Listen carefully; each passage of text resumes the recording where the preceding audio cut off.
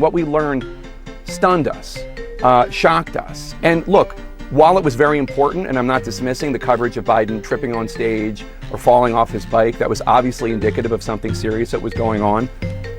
I think what we learned about the non-functioning Biden rearing his head increasingly, not being able to come up with the name of George Clooney, not being able to come up with the name of top aides in the White House, I think that really reveals something even more significant. More significant than so-called journalists covering up the Biden decline to cover for their beloved leftist. With Joe Biden, Jake, is very clearly a cognitive decline. Okay. That's what I'm referring to. It makes me uncomfortable. You are to no watch somebody on stage That's so amazing. It's so amazing to me that try and figure out an answer. A cognitive decline. Welcome to this week's Wacky Moments of Leftist Extremism. This was the week that Biden mind defender Jake Tapper decided to release details from an upcoming book in order to cash in on the cover-up of Joe Biden's mental decline, something you might know something about since he participated in that cover-up, along with a bevy of others, all in an effort to deceive the American public. Did you really not have any idea that he was not fit to serve a second term?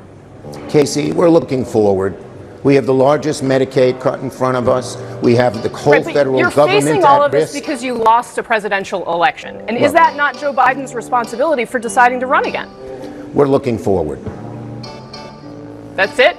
That's it. Yeah, that's it. Move on, leftists. Just change opinions completely. A few short days ago, the hosts of The View were coming down on Pope Leo because he did Catholic things like support traditional marriage. I'm a little concerned about this choice for the LGBTQ plus community. In 2012, he gave an address to bishops, and he lamented the popular culture fostered and sympathy for beliefs and practices that are at odds with the gospel, and that's a quote. The View doesn't much like a pope like Leo who believes in things like the gospel, and they certainly wouldn't change their mush minds about that. As it turns out, our new American pope has Haitian and black roots. So we actually have a black pope. Apparently, it's like chef's kiss for me. So I guess they like him now. Or is the media now hoping and praying that he'll be critical of their favorite target? Terry and Liz, do you think he will serve in some ways as a counter to President Trump? Oh, they hope the Pope will be a counterweight against Trump, even though the Cardinals say he won't be. But the leftist media certainly will contort in any strange way that they can to attack this administration. Remember last month when President Trump said, "Since I came in, gasoline is down, groceries are down, egg prices are down." The media denied it all through April. But you can say a lot of things in Washington that take a while to reach the American people. But when the president says the price of eggs is down and it is not down, people know that, John. They go to the grocery store once or twice a week. But now CNN publishes this.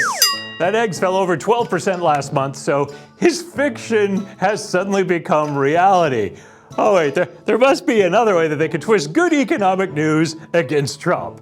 Here are some of the things that we learned this week about the U.S. economy. New data in showing inflation slowed this week to its lowest rate in more than 4 years. Also, egg prices are finally falling. The price of eggs fell 12.7% last month, the biggest monthly decline since 1984. This is good news. But these good signs may also be signaling some warning signs of what is to come. It may be bad, they don't know, but they're pretty sure that prices are falling for all the wrong reasons. Trump being that reason. He's always their mark. And this week actually marked the moment that ABC News finally found a group of people that they didn't want to just let into America. You know, the refugees that actually come in here legally. A group of 59 white South Africans who have now been granted refugee status. They arrived at Dulles Airport just outside of Washington, D.C. on a charter flight that was paid for by the U.S. government. The Trump administration approved their applications in just under 3 months. That is much faster than the normal process, which can take years. The president and his top advisor, Elon Musk, who is South African, have made allegations that white farmers in the country are being discriminated against under land reform policies. Now, South Africa's government says those policies are necessary to remedy the legacy of apartheid and calls the allegations of discrimination unfounded and completely false. So taking their land for reparations makes the allegations completely false. Shoot to kill your mother. Kill the poor, the farmer, kill the poor, the farmer. Brr, pa. I don't know. It seems like there might be something to those refugee claims.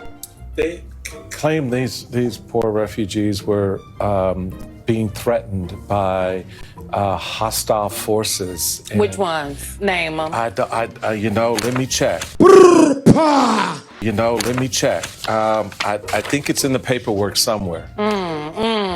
This is a result of misinformation and Elon Musk. There you go. Who is of South African descent, by the way. There was no outcry from the media when the previous administration allowed for over 20 million illegal migrants to flood into the United States. Back then, they just echoed what they were told. We have a secure border. I can tell you the border is secure. But man, you allow 59 South Africans into the country and everyone loses their minds. We are to welcoming daily beatings, a lack of basic freedoms. But it's a double betrayal. I just want to point something out. It's very important that when we're talking, that you all understand why we talk from a colored place. Yes, it just seems that the leftist media can twist anything into pure misinformation, all to push their agenda and attack Republicans. When those on the left do something so stupid that it goes viral, well, party affiliation can't be named in any language. También la representante Debbie Dingjo también fue sorprendida durmiendo en otra audiencia nocturna, aunque ella dijo que no estaba durmiendo, que solamente estaba concentrándose con los... No mention of her being a Democrat, but that certainly exhibits concentration and effort there, doesn't it? That's amazing. I'm Eric Shiner, and I'm asking you to concentrate real hard and check out the MRC homepage. Click on that donate button. Visit MRCTV.org for all the latest in videos, news, and entertainment. And be sure to like, share, and subscribe to these videos. We'll be back soon with another look at leftist media madness.